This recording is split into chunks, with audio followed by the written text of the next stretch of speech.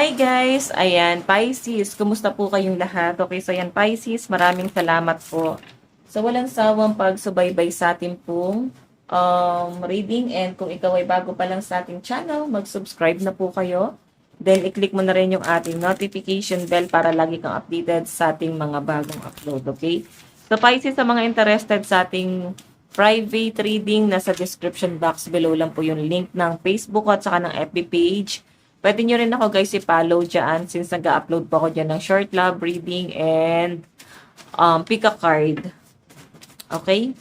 So by the way, tignan natin ano ba yung mga possible na ganap sa inyo ngayong buwan na to, Pisces. Pisces, Sun, Moon, Rising, and Venus sign. Pisces, Sun, Moon, Rising, and Venus sign. Meron tayong the Sun. So, ito naman guys, the Sun, maganda to. So, pwedeng makatagpo ka ng the One. Matagpuan mo na si the One ngayong buwan na to, no? May sa mga single to ha, pwedeng meron ka mamimit na someone na parang matagal ka nitong inoobserbahan, no, Pisces. And sa nakikita ko, ikaw, medyo pressure ka para dito kasi pwedeng matagal ka ng single, so hindi mo na alam yung pakiramdam ng kinikilig siguro. Tapos biglang may mga ganitong scenario. 'Di ba? So Pisces, may pinapakita sa akin dito pagdating sa career mo, sa business. So maganda yung flow and marami pa ako nakitang opportunity paparating. May bakasyon din ata si Pisces ngayong buwan, no? Baka magdadagat yung ibang Pisces dito or baka nasa bakasyon ka na mismo ngayon, 'di ba? Vacation leave. So tignan pa natin Pisces, Sun, Moon, Rising, and Venus sign. Meron tayong justice. May nakikita ko dito guys, parang nagpa-process ka ng papel or requirements, pa-abroad siguro to. Okay, or pwedeng citizenship sa ibang bansa. So, basta ganun yung nakikita ko guys, pagdating sa career mo, may inaayos or aayusin ka na paperwork ngayong buwan. Okay? So, tignan pa natin. Meron tayong the Empress. Wow, tuloy-tuloy yung blessing ni Pisces ah. So, nakikita ko sa mga Pisces dito na parang since tuloy-tuloy yung daloy ng blessing, nakikita rin kita na someone na nagpapakahambol lang or mas pinipili mong gawing private yung buhay mo ngayong buwan, no? So, hindi lang siguro talaga siya this month. Pwedeng talagang sa buong taon na to, ginawa mong private yung buhay mo. So, hindi ka muna masyadong nagiging broad, lalo na kung ano yung source of income mo, kung ano na ba yung buhay mo ngayon. Siguro marami kang na-realize kung bakit mas pinipili mong maging private, no? And, ayan. Check pa natin.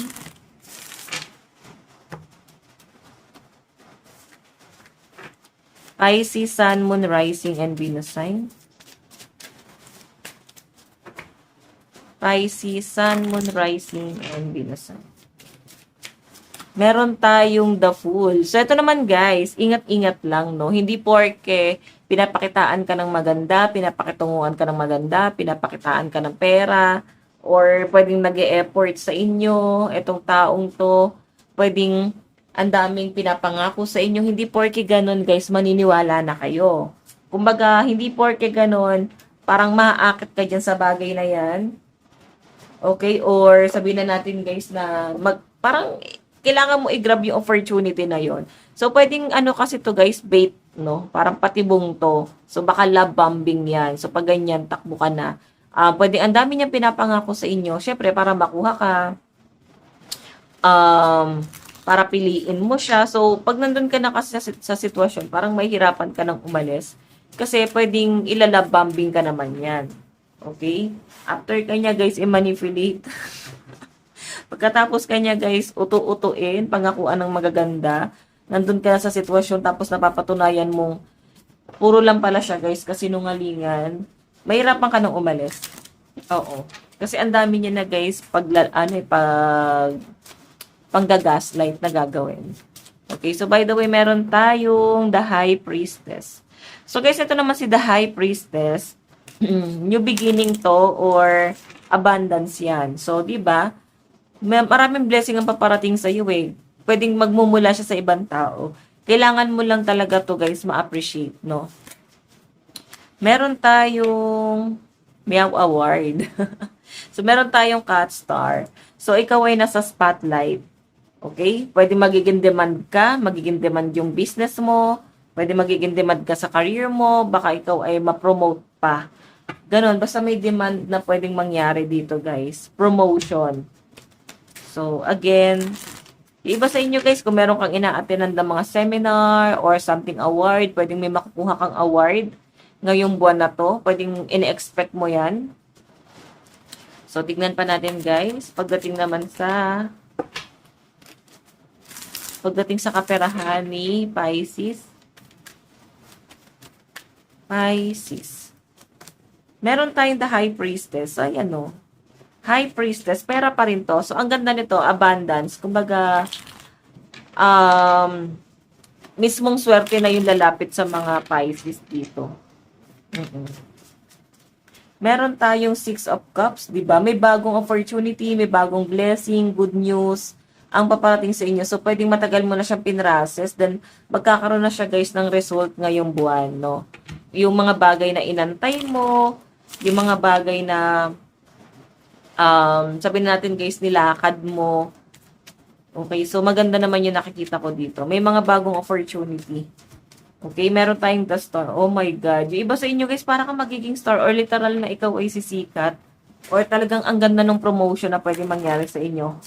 Kung mapopromote ka sa trabaho mo, no? Parang ang taas ng tatalunan mo. Ang laki din ng pwede mong kitain, no? Okay, iba sa inyo, guys, baka magiging sikat na vlogger.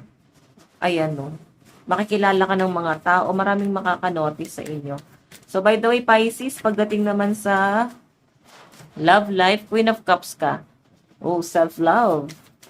So, maraming Pisces dito ang possible na nagsa-self-love muna, no?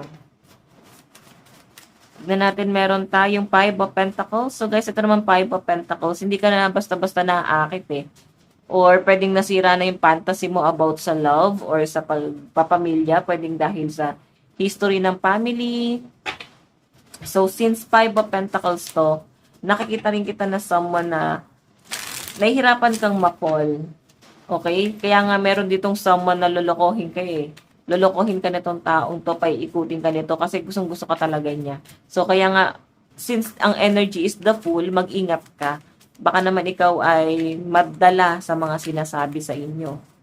Okay? So, by the way, pagdating sa love life mo, Judgment, ayan, no, obserbahan mo muna bago mo i-grab yan taong yan, bago mo sagutin or papasukin sa buhay mo yan taong yan. Kailangan, obserbahan mo muna yan. Kasi once sa karelasyon mo na to, guys, doon mo na makikita kung ano yung mga red flag, kung ano yung mga mali sa kanya. Okay, pagdating sa advice naman po ni Pisces, meron tayong know your worth. Ayan, no? So, lagi ka na lang napupunta sa mga maling tao. Kaya kailangan this time, alam mo yung worth mo. So, kung hindi pa naman, guys, urgent na maghanap ng karelasyon, di ba? Hindi pa naman siguro, guys, ganun ka-importante. Yung pasensya na sumasabit. Kung di pa naman ganun, guys, ka-importante, self-love ka na lang muna. Kasi sabi niya, know your worth eh. Parang sinasabi na mag-focus ka muna sa sarili mo. Okay? So, by the way, Pisces, ito lang naman po ang inyong reading. Maraming salamat po. God bless and love you all. Bye-bye.